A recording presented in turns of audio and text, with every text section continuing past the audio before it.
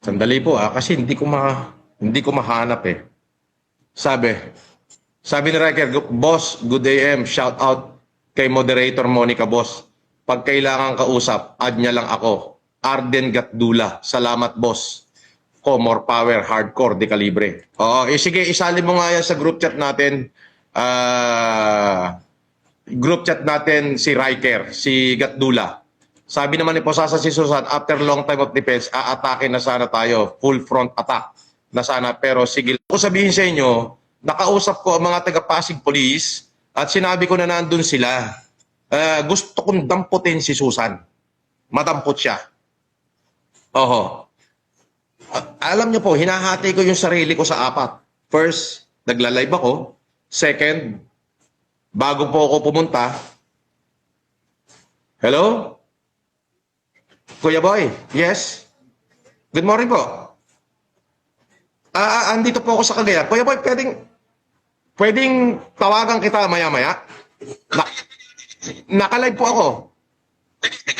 Okay, maraming salamat po.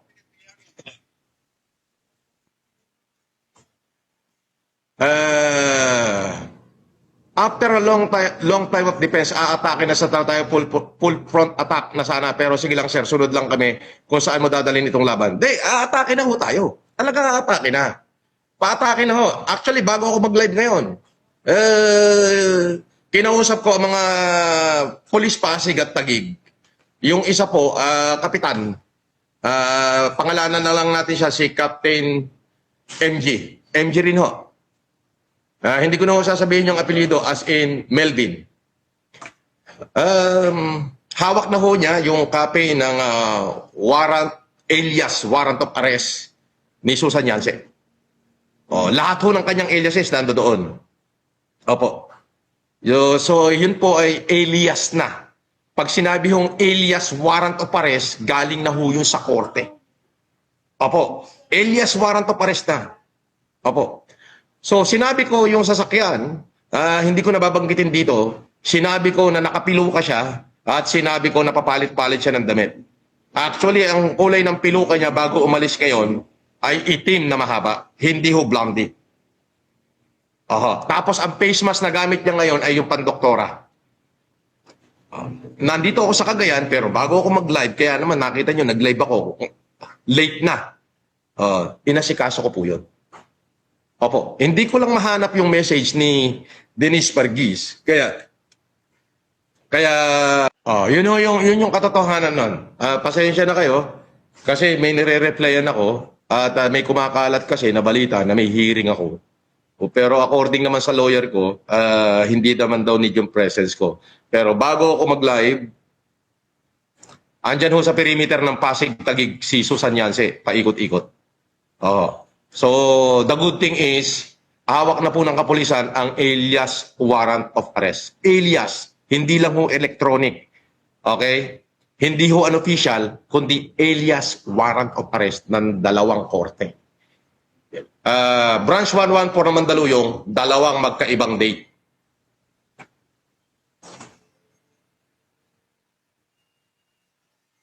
Sabi ni Jason Warnaculasisi, nakakasana kakalabitin mo na lang. Pwede bang i-enlighten nyo ko? Pwede bang kontakin nyo si Monique? Kontakin nyo si Monique? Pwede bang kontakin nyo si Monique? At baka salay ko sa inyong sabihin nyo sa akin ng direkta kung ano yung gusto nyong gawin ko and I'll do it. Anyway, patalastas to. Any college student na nanonood sa akin ngayon, wala nang pera-pero. Basta subscriber kita, babaeng student. Okay? First year to fourth year, punta ka na rito, may baong ka. May 3,000 ka kay boss. Okay? Ganun na lang. First student, pumunta na rito. Aha! Okay.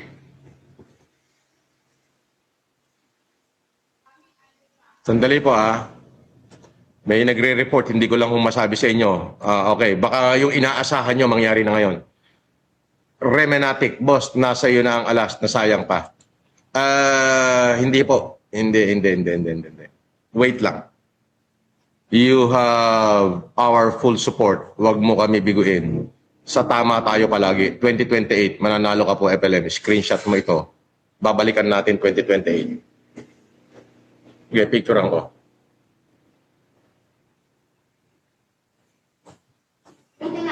Mr. Wellick.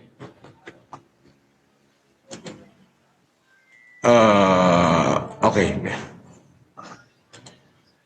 So, FLM was crucial.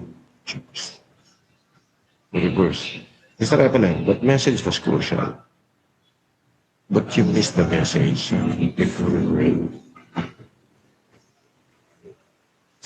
There's no.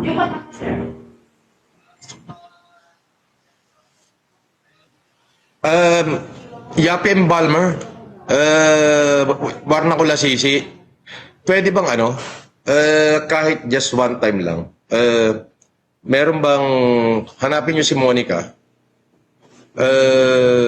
paggawa kayo ng group, i-lay down nyo lahat doon.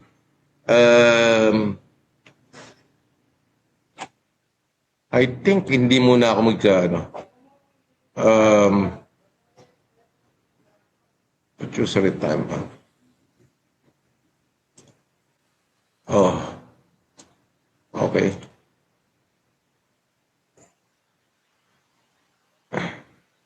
Sabi ni Leonora Agustin, boss, masyado ka na busy sa mga cheap shot sa comment na mismo message ng plan of attack. Lol. Eh di sana nasa opisina na ng lawyer mo si Susan.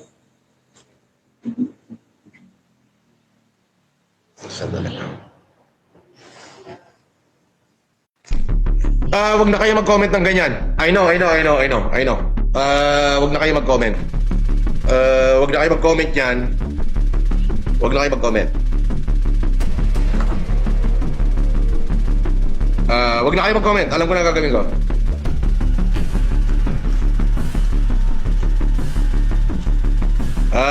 Wag na kayo mag-comment. Wait. So,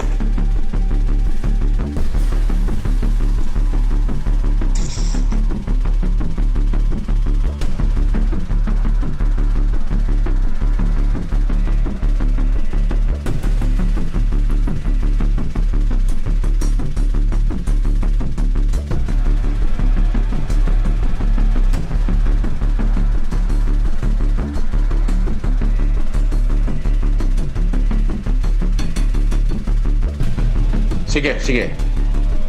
Wait.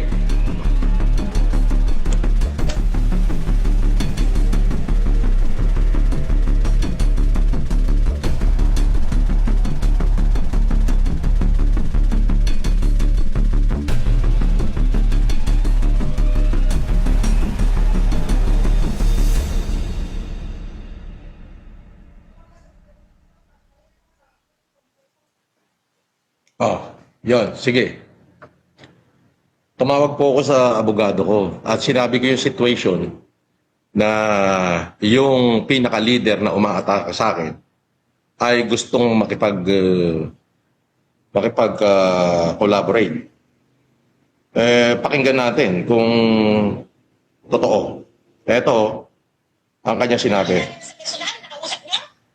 Sige, ganun gawin natin. From now on, I'll go to the side of Norman Mangusing. Norman Mangusing, you can contact me. Okay? I'll spill all the tea. 0967, okay, 489-2998. You give me a call. Yan. Sige. I'm done with this shit. Gusto nyo yan eh. Ginusto nyo yan. So, ito ho ay pag-iisipan ko na mabuti. Sige. Ito ay pag-iisipan ko mabuti. Tinanong ko yung lawyer ko at sinabi niya na basta wag ka makikialam sa kanyang kaso. Po pwede yan. So, sige. Pag-isipan natin to. Okay. At tignan natin. Tawagan natin. Sabi ni Marlo Pesbar, ladies and gentlemen, we got her. Well, almost, we got her. Well, almost. Mr. Evelyn, don't call Susan Yance. Let her call your attorney. Okay. O Susan, Kung totoo ka, o tawagan mo yung abogado ko. Sige. Ngayon, kung itinanggi mo at naisip mo na baka itrap kita, huhulihin pa rin naman kita. Huhulihin pa rin naman kita. Ipahuhuli pa rin naman kita. But, kung yung iyong mga paratingin nyo to kay Susan sa mga nanonood dyan.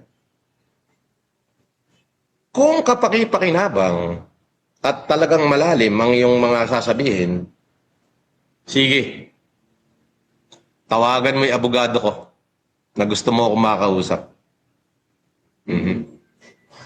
Tumawag ka dun. Alam mo kung paano mo makokontak yan. Sige. Pagkatapos ng live ko, my lawyer will communicate with you. Okay? Pero hindi na ako makikialam sa kaso mo. Okay? So, I'll be back. I'll be back.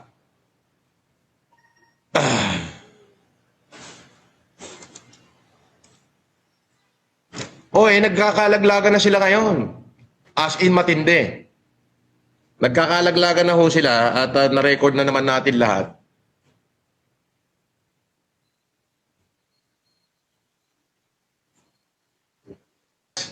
I'll take that note. Wait. Wait.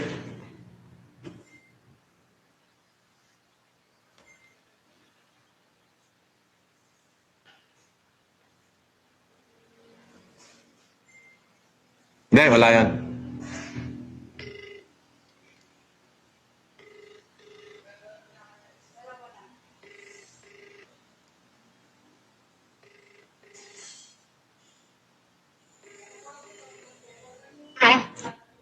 Attorney, Francis, Ninong, good afternoon. Meron lang akong tatanungin.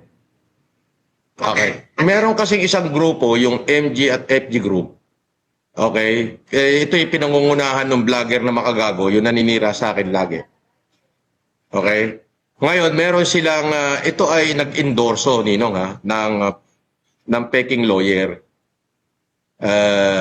in the name of Susan.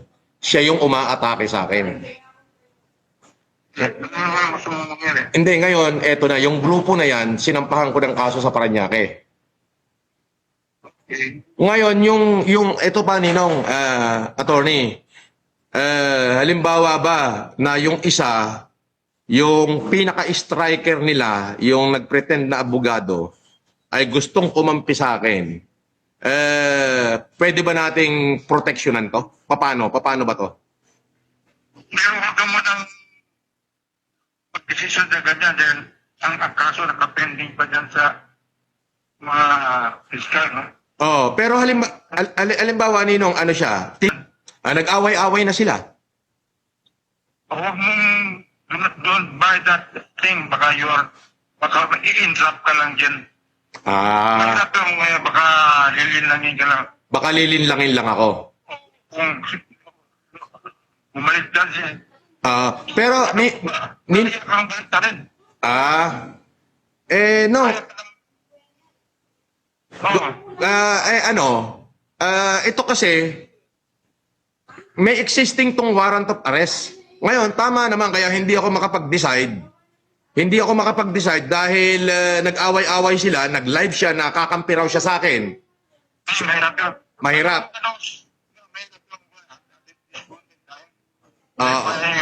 Disadvantage ka. Huwag mo lang neutral na lang sa kanya. Hindi mo siya kakampihan. Kahit kakampihan ka, problema na yan. Harapin nila yung kaso. Opo, Ninong, anong nangyari, kanina po, nailabas na yung kanyang alias warrant of arrest. Yung, Problema lang niya yun. opo, so hindi ko po tatanggapin.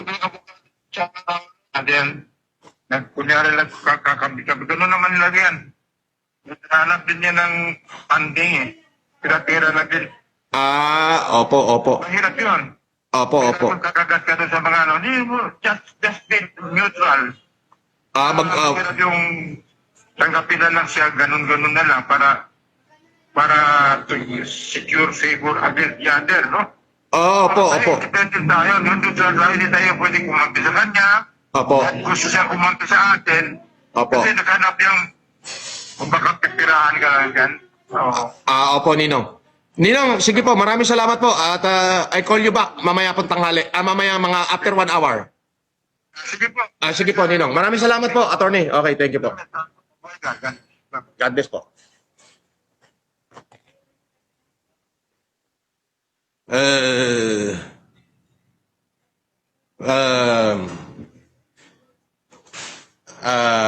Yapi Embalmer, Mar Lopez Bar, Warna Colasisi, pasensya na po kayo kung sa tingin nyo ako'y hindi napasakay sa inyong kagustuhan. Hinihingi ko yan. Kasi po, nahahati nga naman, ilang beses na tayong napagdededenggoy. Unang-una, may tubawag, ilalaglag daw si ganito. So, hindi naman. Bandang huli, ginamit lang nila yung pagtitiwala ko sa communication. Pinagtawanan lang tayo. Bawat galaw natin ay talagang pinag-aaralan muna. Saan ka nasusan yan, bababuyin kita hanggang malumpo ka at gigitarahin kita kahit gaano ka pa katanda. Arden Gatdula, remember the name. Ayan. Arden Gatdula, remember the name.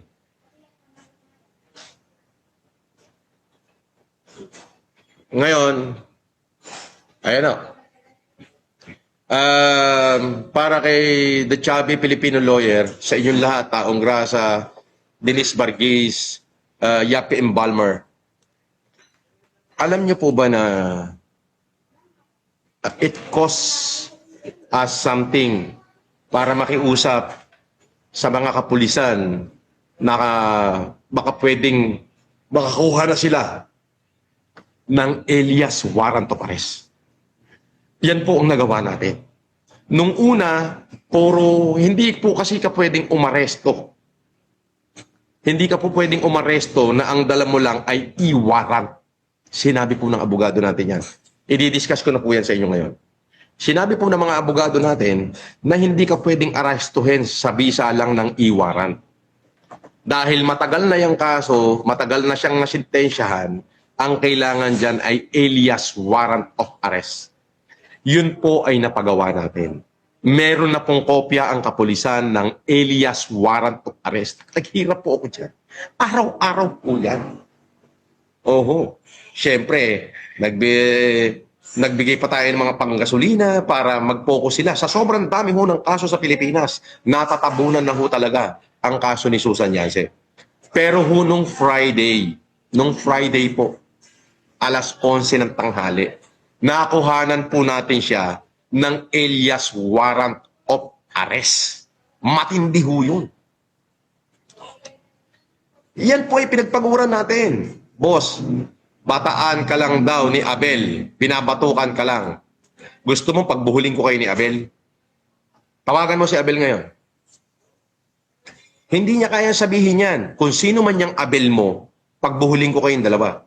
Pero sigurado ko, hindi yung tropa ko yan. Shout out po, Boss Mac at Hindorotot na Star Boys. Sabi ni Taong Grasa, they are not asking you to do something. They are saying, read the letter, not to call Susan. Let her call your attorney. That's it.